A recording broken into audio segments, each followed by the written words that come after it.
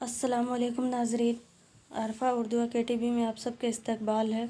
آج کے اس ویڈیو میں ہم پریم چند کی ناول نگاری دیکھیں گے۔ آپ لوگوں سے گزارش ہے کہ اگر آپ لوگوں نے ابھی تک عرفہ اردو اکیڈمی کو سبسکرائب نہیں کیا ہے تو سبسکرائب کر لیں اور بیل آئیکن کو پریس کریں تاکہ ہمارے ہر آنے والی ویڈیو کی نوٹیفیکیشن آپ تک پہنچتی رہے۔ پریم چند کی ناول نگاری 20ویں صدی کے آغاز کے ساتھ ہی اردو ادب کے افق پر جو نامور ہوتا ہے وہ پریم چند ہے۔ وہ 31 جولائی 1880 کو اتر پردیش کے ضلع بنارس میں پیدا ہوئے۔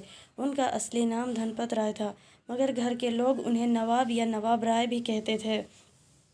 انہوں نے دھنپت رائے اور نواب رائے کے نام سے بھی لکھا، لیکن آگے چل کر دیا نارائن نگم کے مشورے سے قلمی نام پریم چند اختیار کر لیا اور دنیائے ادب میں اسی نام سے مشہور ہوئے۔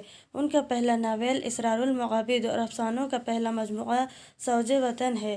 8 اکتوبر 1936 کو ان کا انتقال ہوا۔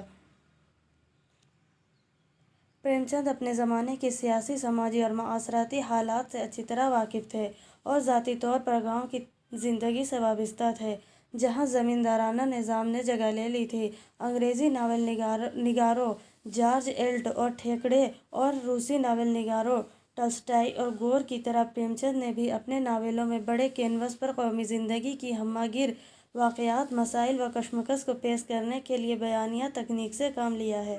ناول کی تکنیک پر ان کی حکیمانہ قدرت کا سب سے مکمل نمونہ گودان ہے، جس میں آزادی سے پہلے کے شمالی ہندوستان کی زندگی کا ایسا سچا اور تابناک معرکہ سامنے آیا ہے جس کی دوسری مثال ہندی اور اردو ادب میں نہیں ملتی۔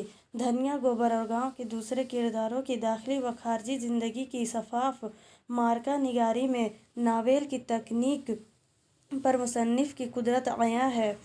گودان کے علاوہ پریم چند کے ناولوں میں اسرار معابد، بازار حسن، چوگان ہستی، نرملا، میدان عمل، پردۂ مزاج، غبن اور گوشۂ عافیت شامل ہیں۔ گوشۂ عافیت گاندھیائی اثرات کا ایک اچھوتا نمونہ ہے۔ پردۂ مزاج میں انہوں نے ہندوستانی تہذیب کے بعض قدیم تصورات، مثلاً آواگون اور کایا کلپ سے بھی کام لیا ہے۔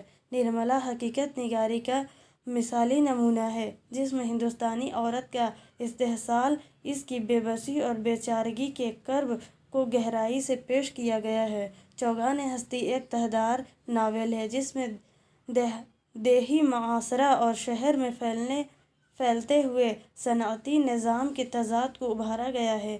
میدان عمل اس عہد کے سیاسی اور سماجی زندگی کے آشوب اور عوامی جدوجہد کو حقیقت پسندانہ ڈھنگ سے پیش کرتا ہے۔ دراصل پریم چند اپنے ناولوں میں معاشرے، فرد اور زندگی کی عکاسی و ترجمانی کرتے ہیں اور اس راہ میں ان کے عمیق مشاہدے، فکر، تخیل و جذبات کی متوازن آمیزش نے ناول نگاری کے فن کو اس کے عروج پر پہنچا دیا۔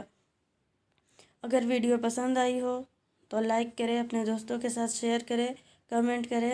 ملتے ہیں اگلے ویڈیو میں۔ السلام علیکم۔